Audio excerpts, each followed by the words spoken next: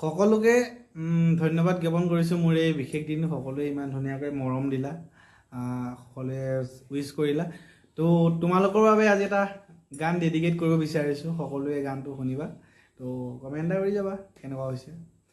বুকু ভৰি আছে তোমালে মৰম, জানানে নাজানা তুমি, কিনো কৰি বুজাম তোমাক মনৰে কথা, কব লগা বহুতে আছে।